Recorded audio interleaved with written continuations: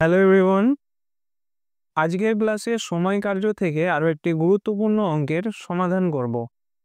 প্রশ্নে কি বলছে দেখো, A can do a piece of work in 60 days which B can do in 48 days and C in 50 days. How long C will take to finish it by himself if he starts when A and B have worked together for 12 days? এখানে বলছে এ একটা কাজ 8 দিনে করতে পারে, সেই কাজ B কত দিনে করতে পারে? 48 দিনে। আর সি একই কাজ 50 দিনে করতে পারে। তাহলে এ এবং বি 12 দিন কাজ করার পর বাকি কাজ সি কত দিনে শেষ করতে পারবে, এটাই প্রশ্ন চেয়েছে। প্রথমে দেখো তিনজনে কতদিন করে করে সেটা বলে দিয়েছে। তারপর বলছে এ আর বি যদি 12 দিন করে নেয়, বাকি কাজটা সি একা কত দিনে শেষ করতে পারবে। এ আর বি করেছে টোটাল 12 দিন, তো সেটাই প্রথমে লেখো। এ কাজ করেছে 12 দিন, বি কাজ করেছে 12 দিন। প্রথমে এই দুটো লাইন লিখলাম, বা তোমরা এই লাইনটাকে অন্যভাবেও লিখতে পারো যে এ এবং বি প্রত্যেকেই 12 দিন করে কাজ করেছে। এরপর সি কত দিনে কাজটি শেষ করেছে সেটাই জানতে চেয়েছে। তো সেটা ধরে নাও, যে ধরি বা মনে করি সি কাজ করেছে এক্স দিন। এবার প্রশ্নে দেখো, যদি এ একা কাজ করতো সে 60 দিনে কাজটা শেষ করত। টোটাল কাজটাকে সবসময় আমরা এক অংশ ধরে চলবো। তাহলে এ 60 দিনে করছে এক অংশ কাজ, এ একদিনে কত করবে? 1/60 কাজ। আর এ কতদিন করেছে? 12 দিন। তাহলে এ 12 দিনে কত করবে? 12/60 কাজ। যারা বুঝতে পারলে না ডান দিকে দেখো, 60 দিনে করছে এক অংশ, তাহলে একদিনে কত করবে? 1/60। আর 12 দিনে কত করবে?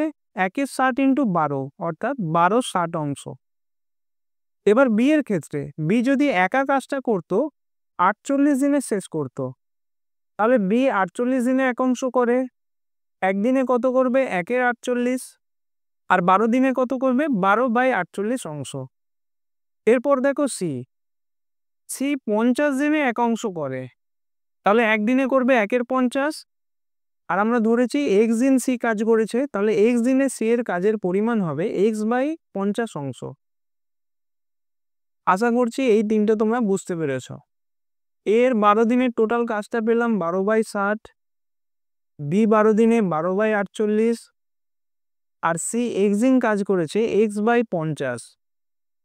আর এই তিনটে কাজের সমষ্টি হচ্ছে টোটাল কাজটা, যেটা আমি এক অংশ ধরেছি। তাহলে অতএব এ এর কাজ প্লাস বি এর কাজ প্লাস সি এর কাজ সমান হচ্ছে 1। কেন হচ্ছে নিশ্চয়ই বুঝতে পেরেছ। এরপর এখানে তোমরা কাটাকুটি করে নাও। 12/60 মানে 5/12 60, 1/5। দ্বিতীয়টা হচ্ছে 4/12 48, 1/4। আর তৃতীয়টা x/50। এই যে 1/5 1/4 এটা তোমরা এখানেও কাটাকুটি করে লিখে দিতে পারতে। এবার এখান থেকে তোমরা দুভাবে সমাধান করতে পারো। প্রথমত বাম দিকের গুলো সব যোগ করে নাও। লসাগু কত হবে? 50 5 দিয়ে ভাগ যাবে, 4 দিয়ে যাবে না, মানে 50 আর 2 100 হবে লসাগু। এরপর 5 20 100, 4 25 100, আর 50 2 100, এটা সমান হচ্ছে 1। এটাকেও আরো একভাবে করতে পারতে।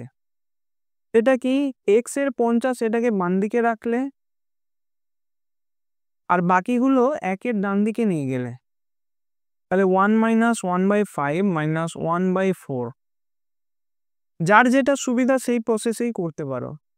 তো প্রথমে বাম দিকে দেখো, 20 আর 25 কত হয়? 45 প্লাস 2x, এটা সমান 100টা একের সঙ্গে গুণ হয়ে ডান দিকে হবে 100।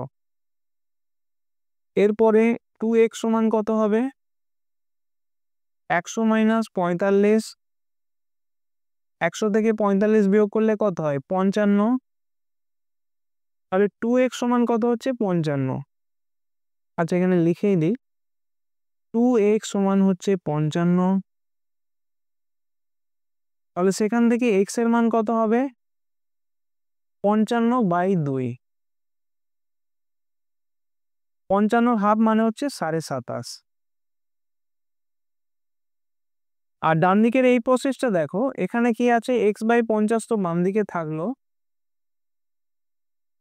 আর ডান দিকে হবে 5 আর 4 20 লসাগু, 20 একে 20, 5 4 20, 4 5 20। তাহলে x/50 সমান হবে, নিচে তো 20 থাকছে, উপরে 20 থেকে 9 বাদ মানে 11। তাহলে x সমান কত হচ্ছে, ডান দিকে 11 20 থাকবে আর 50টা উপরে গেলে গুণ, 0 0 কাটলো, উপরে 5 11 55, নিচে 2, সেই 55/2 আসছে, যার মানে 27.5। 27.5টা কার মান, x এর মান। আর এক্সটা আমি প্রশ্নে কি ধরেছি দেখো, সি যতদিন কাজ করেছে, আর এটাই প্রশ্নে জানতে চেয়েছে। তাহলে উত্তর লিখে দাও যে বাকি কাজ করতে সি এর 27.5 দিন সময় লাগবে। আরো একবার বলছি, দেখে নাও, এ কাজ করছে 12 দিন, বি কাজ করছে 12 দিন, এটা প্রশ্নে বলে দেওয়া আছে। আর ধরে নিয়েছি সি কাজ করছে এক্স দিনে। এবার এ 60 দিনে করে 1 অংশ, অর্থাৎ টোটাল কাজটা। তাহলে একদিনে কত করবে, 1 60, আর 12 দিনে কত করবে, 12/60। বি 12 দিনে করে, সেটাও বার করলাম, 12/48। নিচে কেন 48 হলো, কারণ প্রশ্নেই বলেছে বি 48 দিনে পুরো কাজটা করতে পারে। আর সি যেহেতু এক্স দিন ধরেছি, তাহলে সি এক্স দিনে কত কাজ করবে, x/50। তিনজনের কাজের পরিমাণটা পেলাম, যার যোগফল হচ্ছে 1 অংশ।